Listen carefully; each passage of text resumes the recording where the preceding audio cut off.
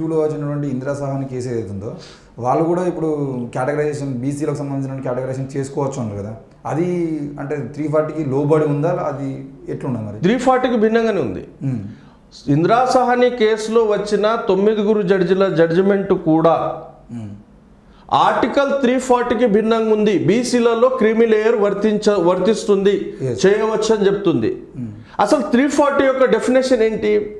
సామాజిక వెనుకబాటుతనం, అదేవిధంగా విద్యాపరమైనటువంటి అవకాశాల్లో ఉన్నటువంటి వెనుకబాటుతనం నిర్మూలించడానికి అని ఉంది కదా, సమానత్వాన్ని సాధించడానికి అని ఉంది కదా. క్రిమిలేయర్ అంటే ఏంటి? క్రిమిలేయర్ అంటే ఏంటి? క్రిమిలేయర్ యొక్క బేసిస్ ఆర్థికపరమైన వెనుకబాటుతనం. అసలు ఆర్థికపరమైన వెనుకబాటుతనం అని ఎక్కడా కాన్స్టిట్యూషన్లో లేనప్పుడు జస్టిస్ ఇక్కడ ఇందిరా సహాని కేసులు ఇచ్చిన తీర్పు కూడా తప్పు. అయితే ఇక్కడ ఇందిరా సహాని కేసులో మరో చూడొచ్చు, బీసీలలో క్రిమిలేయర్ వర్తించవచ్చు కానీ ఎస్సీలకు అది వర్తింపజేయరాదు అని స్పష్టంగా ఉంది. ఇప్పుడు ఈ వచ్చిన జడ్జిమెంట్ ఇందిరా సహాని కేసులో వచ్చిన జడ్జిమెంట్ని ఏమైనా రెఫర్ చేసిరంటే అది కూడా రెఫర్ చేసిన పరిస్థితులు ఎక్కడ లేవు. మొత్తం ఆ జడ్జిమెంట్ 565 పేజీల జడ్జిమెంట్ డాక్యుమెంటరీలో ఎక్కడ కూడా లేదు. అక్కడ ఆ రోజు బీసీలు దాని మీద రెస్పాండ్ కాలేదు కాబట్టి అది యథావిధిగా కంటిన్యూ చేస్తూ వస్తుంది. అసలు క్రీమీ లేయర్ అనేది ఆర్థికపరమైన వెనుకబాటుతనం బేసిస్ మీద ఇచ్చిండ్రు. ఆర్థికపరమైన వెనుకబాటుతనం కాన్స్టిట్యూషన్లో ఎక్కడ కూడా లేదు. ఈ రిజర్వేషన్ అనే కాన్సెప్ట్ వచ్చింది సామాజిక వెనుకబాటుతనాన్ని. మనం ఒక విషయంలో గమనించాలి. అసలు రిజర్వేషన్ యొక్క బేసిస్ను మనం పరిశీలించినట్లయితే భారతదేశంలో 1916లో సౌత్ బరో కమిషన్ వచ్చింది. దీని యొక్క లక్ష్యం ఏమిటంటే అంటరాని కులాల యొక్క స్థితిగతులు తెలుసుకోవడానికి వచ్చింది. స్థితిగతులు తెలుసుకోవడానికి వచ్చినప్పుడు ఇక్కడ అంటరాని కులాల నుండి ఉన్నటువంటి రిప్రజెంటేటివ్స్ నాయకులు ఎవరంటే విఠల్ రామ్జీ సిందే అండ్ చందా భార్కర్, జస్టిస్ చందా భార్కర్, వీళ్ళిద్దరూ రిప్రజెంటేటివ్స్. వీళ్ళు సౌత్ బరో కమిషన్కు వచ్చినటువంటి రిప్రజెంటేషన్ ఏంటంటే మాకు కులపరమైన ఆంక్షలు ఉన్నాయి కాబట్టి మాకు రోడ్ల మీద నడిచే అవకాశం లేదు, మాకు రోడ్లు లేవు. రెండవది కులపరమైన ఆంక్షలు ఉన్నాయి కాబట్టి మాకు ఎక్కడ నీళ్లు తాగనివ్వట్లేదు, నీటిని తాగే అవకాశాలు కల్పించండి. ఈ విధమైనటువంటి వీళ్ళ వెనుకబాటుతనం మీద వివిధ రకాల రిప్రజెంటేషన్ ఇవ్వడం జరిగింది.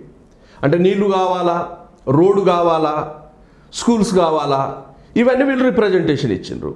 అయితే అప్పుడే డాక్టర్ బాబాసాహెబ్ అంబేద్కర్ గారు ఏమంటరాని కులాలకు నాయకుడిగా ఎదగలేదు. ఆయన వయస్సు అప్పుడు దాదాపు 24 సంవత్సరాలు. 24 సంవత్సరాల బాబాసాహెబ్ అంబేద్కర్ ఇమీడియట్గా అవకాశం కల్పించుకొని సౌత్ బరో కమిషన్ దగ్గర వెళ్తారు. సౌత్ బరో కమిషన్ దగ్గర వెళ్ళేసి రిప్రజెంటేషన్ ఇస్తారు. రిప్రజెంటేషన్ ఇచ్చినప్పుడు సౌత్ బరో కమిషన్లో ఉన్నటువంటి కమిషన్ మెంబర్స్ ఆలోచనలో పడతారు. బాబాసాహెబ్ ఇచ్చినటువంటి రిప్రజెంటేషన్లు ఏంటంటే మాకు రైట్ టు ఓట్ అధికారం కావాలి. రెండవ పాయింట్ ఏంటంటే మాకు సపరేట్ ఎలక్ట్రోట్ కావాలి, ప్రత్యేక ప్రాతినిధ్యం కావాలి. ఈ 2 పాయింట్స్ చెప్తారు.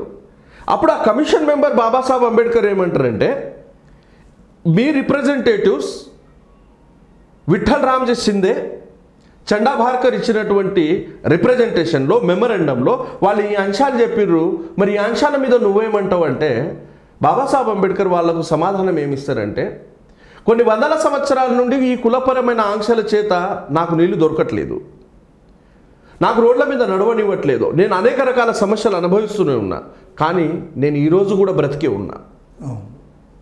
ఈ సమస్యలను నేను అనుభవిస్తూనే ఈరోజు కూడా బ్రతికే ఉన్నా. నాకు కావాల్సింది ఆ సమస్యలకు శాశ్వతమైన పరిష్కారం. నాకు కావాల్సింది శాశ్వతమైన పరిష్కారం అంటే వాళ్ళు ఏమంటారంటే రైట్ టు ఓట్ అధికారం ఇస్తే ఇమీడియట్గా నువ్వు ఎలక్షన్లో నిలబడతావా అంటే లేదు. రైట్ టు ఓట్ అధికారం ఇచ్చినట్లయితే నాకు సమాజంలో ఒక మనిషిగా గుర్తింపు వస్తుంది, ప్రత్యేక ప్రాతినిధ్యం మాకు ఇచ్చినట్లయితే, సపరేట్ ఎలక్ట్రోట్ ఇచ్చినట్లయితే నా కమ్యూనిటీకి నేను లీడర్షిప్ వహించే అవకాశం ఉంటుంది, నా సమస్యల మీద పోరాటం చేసే అవకాశం నాకు లభిస్తుంది.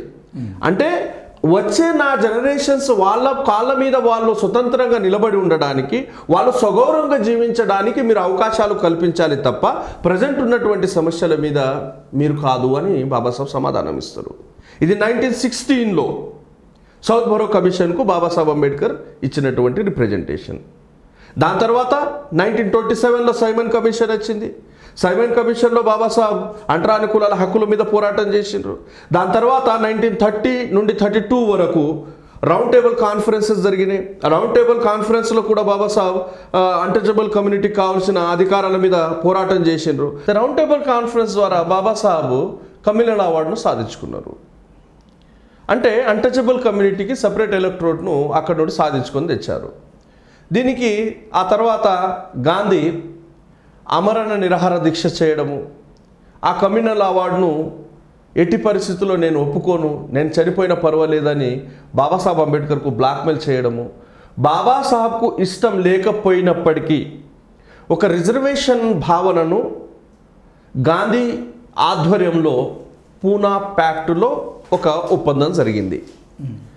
భారతదేశంలో రిజర్వేషన్కి బీజం పడ్డది ఇక్కడ. రిప్రజెంటేషన్ 1916లో సౌత్ బరో కమిషన్కి ఇస్తే, ఆ తర్వాత సైమన్ కమిషన్కు 1927లో, ఆ తర్వాత 1930 నుండి 32 వరకు 2 రౌండ్ టేబుల్ కాన్ఫరెన్స్లు వచ్చింది. కమ్యూనల్ అవార్డును సాధించిన తర్వాత గాంధీ చేసినటువంటి నిరాహార దీక్ష మూలంగా కమ్యూనల్ అవార్డు వెనక్కి తగ్గి బాబాసాహెబ్కు ఇష్టం లేకపోయినప్పటికీ ఆ రిజర్వేషన్ అనే భావన మీద బాబాసాహెబ్ సంతకం పెట్టాల్సి ఉంటుంది. సెప్టెంబర్ 24 ఇది రిజర్వేషన్కు ఇక్కడ బీజం పడ్డది. మొత్తం కాన్స్టిట్యూషన్ మేకింగ్లో కులం అనే ప్రస్తావననే లేదు. బాబాసాహెబ్ రిజర్వేషన్ను ఇవ్వడానికి ప్రధానంగా 3 అంశాలను ఎన్నుకున్నారు. 3 స్ట్రక్చర్స్ ఉన్నాయి, 3 ప్రాథమిక ఆధారాలు ఉన్నాయి. ఒకటి అంటరానితనం అనే ఒక ఆధారం అయితే, అంటరాని కులాలను మొత్తం ఒక జాబితాలో తీసుకురండి అని అన్నాడు. 341లో 341 క్లాస్ 1లో దానికి ఏ విధంగా సెలెక్ట్ చేసుకోవాలా, రాష్ట్రాలకు ఆ పవర్ ఉందా లేదా, ఎట్లా చేర్పించాలా రాష్ట్రపతి ఆధ్వర్యంలో అనేది చాలా స్పష్టంగా 341 క్లాస్ 1 చెప్తుంది. అక్కడ ఎక్కడ కూడా కులం అనే ప్రస్తావన తేలేదు. అంటరానితనం అంటే ఎస్సీలకు ఇవ్వబడినటువంటి రిజర్వేషన్ అంటే ఏంటంటే అదొక సోషల్ స్టిగ్మా. హిందూ వ్యవస్థ మూలంగా ఏర్పడినటువంటి సామాజిక కలంకాన్ని పూర్తిగా తొలగిస్తూ సమాజంలో సమానత్వాన్ని సాధించడానికి ఇవ్వబడిందే తప్ప ఎక్కడ కూడా ఆర్థిక వెనుకబాటుకు తనం ఆధారం కాదు దానికి. అంటే దాని డెఫినేషన్లో ఆర్థిక వెనుకబాటుతనం కాదు అన్నప్పుడు ఎస్సీలో సబ్ కేటగరైజేషన్ చేయడము లేదా క్రిమిలేయర్ తేవడం అనేది కంప్లీట్ రాజ్యాంగం యొక్క స్ట్రక్చర్కు వ్యతిరేకమైనది, రాజ్యాంగం యొక్క ఫ్రేమ్కు వ్యతిరేకమైనది.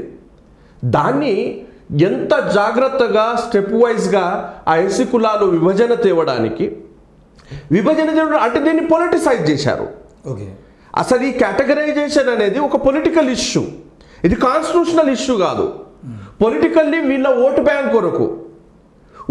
కొరకు కొన్ని కమ్యూనిటీలను డివైడ్ చేయడానికి వీళ్ళకు ఉన్నటువంటి అవకాశాలను వాడుతూ, చట్టాలను వాడుతూ ఒక కమ్యూనిటీల మధ్య భేదాభిప్రాయం చేయడానికి బీజం వేసిండ్రు.